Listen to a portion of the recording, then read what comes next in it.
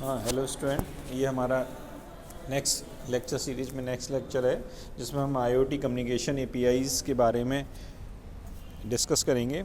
तो जो एपीआई होता है वो एप्लीकेशन प्रोग्राम इंटरफेस होता है और जिसका काम बेसिकली कनेक्शन प्रोवाइड करना है या आईओटी थिंग्स के साथ में जो भी कनेक्टेड थिंग्स हैं आईओटीज़ की, उनको एक साथ कैसे कनेक्टेड किया जा सकता है सॉफ्टवेयर के बेसिस पे, उसको करना होता है।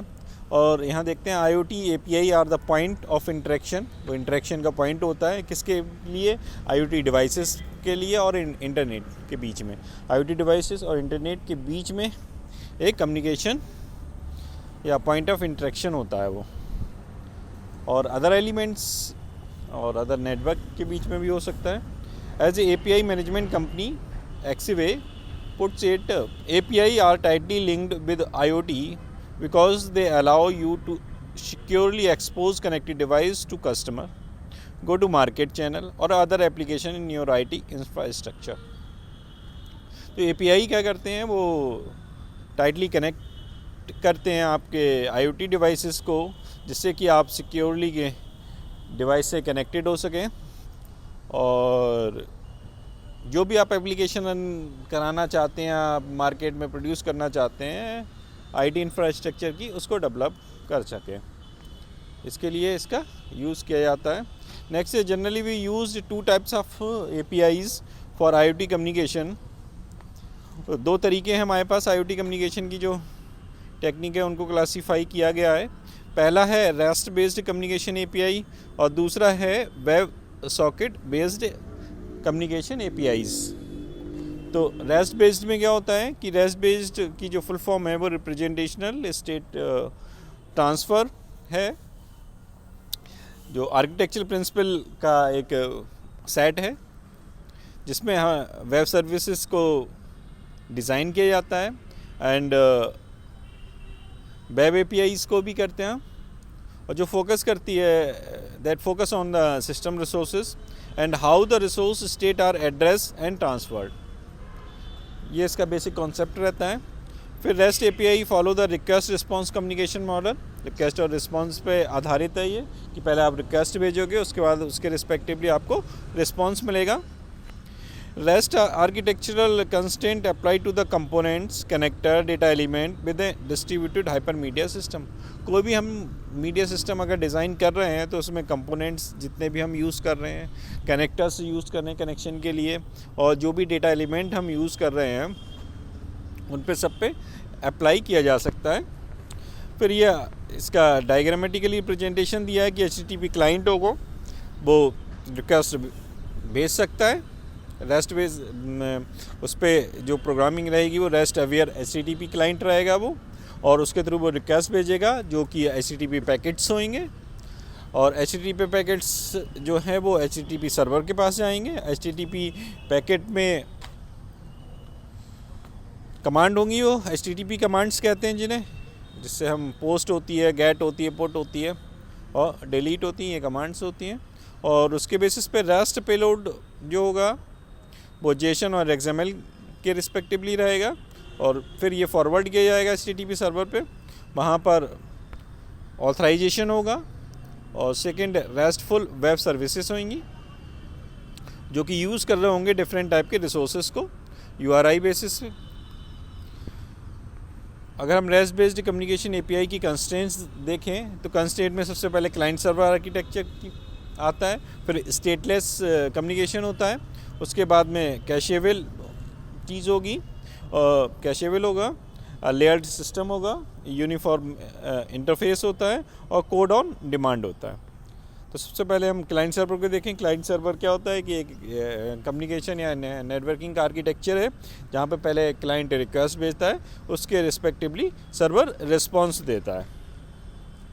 The principle behind the client server constraint is the separation of concern, कि सेपरेट आपको रखना है कि client should not be concerned with the storage of data, कि दोनों एक दूसरे से इंडिपेंडेंट है। मतलब नहीं है क्लाइंट को सर्वर पर कैसे वर्क होना हो, सर्वर को क्लाइंट, इन दोनों ये दोनों इंडिपेंडेंटली वर्क करते हैं। क्लाइंट जैसे कि मतलब नहीं रखता है कि डेटा कहाँ स्टोर है, उसे केवल इससे ही मतलब है कि जो वो चाहता है उसकी उसके रिस्पेक्टिवली उसे आउटपुट मिल जाए, तो which is not concern the server से मतलब नहीं होता। सिमिलरली सर्वर को कोई मतलब नहीं है concern about the user interface की यूज़र इंटरफेस क्या है, सर्वर को इससे कोई मतलब नहीं होता।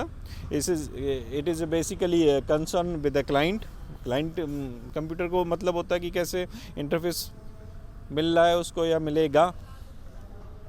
तो separation allow client and server to be independently developed and updated.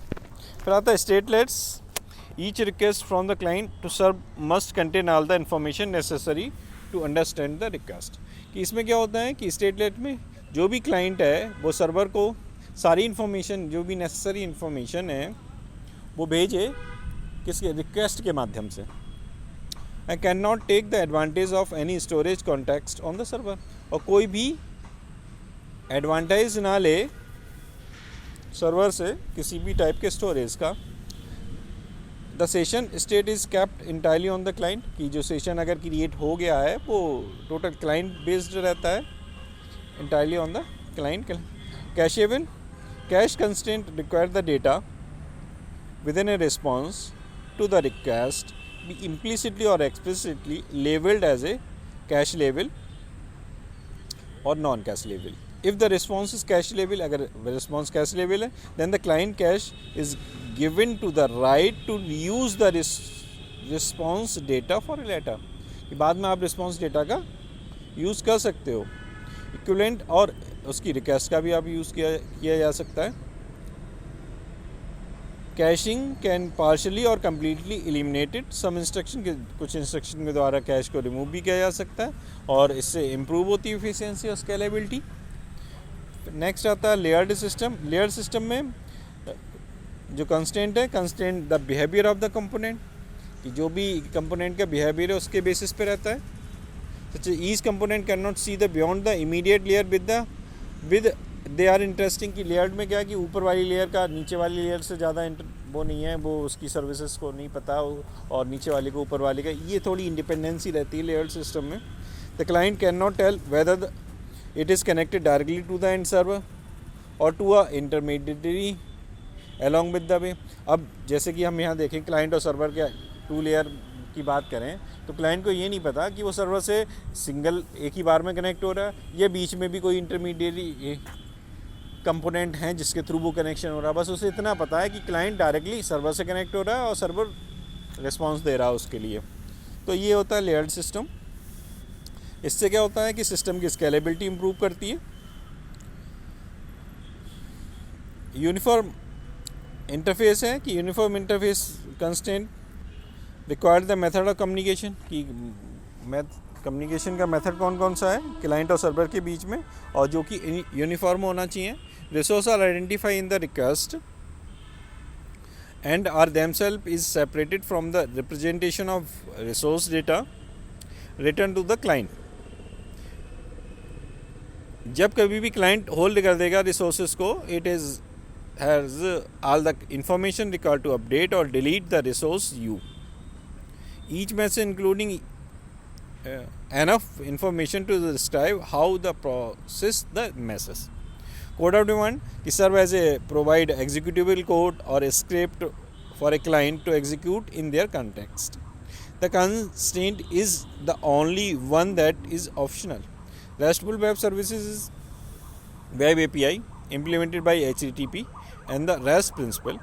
REST is most popular IoT communication APIs. Next आती है web based APIs. Web based API में क्या होता है, web socket based communication APIs होती हैं। Web socket APIs by directional होती हैं। फुल डुप्लेक्स कम्युनिकेशन इसमें होता है क्लाइंट और सर्वर के बीच में और एक्सक्लूसिव पेयर कम्युनिकेशन मॉडल का यूज़ करती हैं। यहाँ पे डायग्रामेटिकली रिप्रेजेंटेशन दे रखा है क्लाइंट और सर्वर के बीच में कि पहले आप रिक्वेस्ट कर रहे हो by using web socket connection के थ्रू, फिर उसके रिस्पेक्टिवली आपको रिस्पांस मिल रहा है, रिक्वेस्ट जब एक्सेप्ट होती है, फिर उसके बाद आप डेटा फ्रेम भेज सकते हो और नेक्स्ट जब आपका कम्युनिकेशन डेटा ट्रांजिशन कंप्लीट हो जाता है तो आप कनेक्शन को क्लोज़ करने की रिक्वेस्ट भेज सकते हो और उसके रिस्पेक्टिवली कनेक्शन क्लोज का रिस्पांस आपको मिलता है।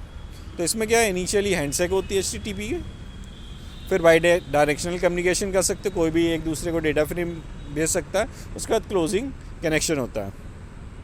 तो unlike request response model such as a REST web socket API allow you full duplex communication. दोनों टाइप से आप कम्युनिकेशन कर सकते हो, क्लाइंट भी भेज सकता है और सर्वर भी भेज सकता है। Do not require new connection to setup for each message to be send. किसी भी मैसेज सेंड करने के लिए अलग से कनेक्शन बनाने की ज़रूरत नहीं होती है। उसी जो कनेक्शन बना हुआ है उसी से हम दोनों साइड डेटा भेज सकते हैं। और जो ये वेब सॉकेट कम्युनिकेशन जो स्टार्ट होता है वो कनेक्शन सेटअप रिक्वेस्ट से स्टार्ट होता है, जो कि क्लाइंट के द्वारा सर्वर को भेजी जाती है।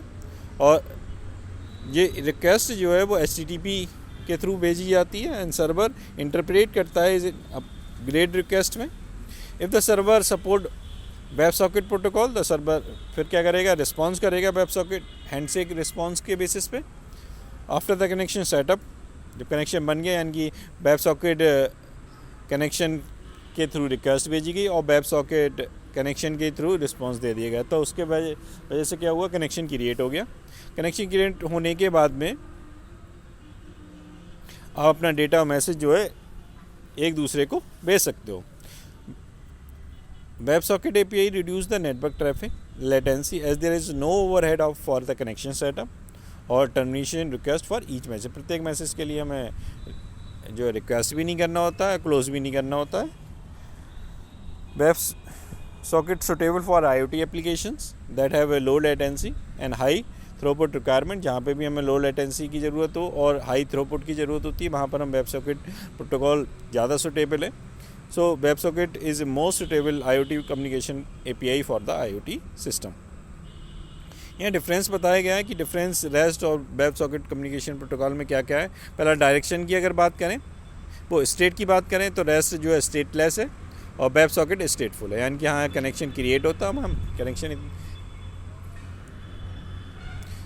फिर डायरेक्शनल में यूनिडायरेक्शनल है और वेब सॉकेट बाई डायरेक्शनल होती है। रिक्वेस्ट रिस्पॉन्स अगर मॉड की बात करें तो यहाँ रिक्वेस्ट रिस्पॉन्स मॉडल से यूज़ किया जाता है। यहाँ पर exclusive pair model communication model use किया जाता है। TCP कनेक्शन की बात करें तो ईच HTTP रिक्वेस्ट इन्वॉल्विंग ए सेटिंग। तो TCP कनेक्शन की बात करें तो each HTTP request involve setting up a new TCP connection and involve a single TCP connection for all request. वो वेब सॉकेट में होता है कि एक यहाँ पर हर न्यू कनेक्शन के लिए आपको HTTP रिक्वेस्ट भेजनी पड़ती है रेस्ट में, वहाँ पर ऐसा ज़रूरी नहीं है। उसके बाद हेड ओवर हेड होता है, each request carries HTTP headers and so not suitable for real time communication, does not involve overhead of the header. Scalability के अगर हम देखें तो बोथ हॉरिजॉन्टल और vertical are easier and only vertical are easier. Thank you.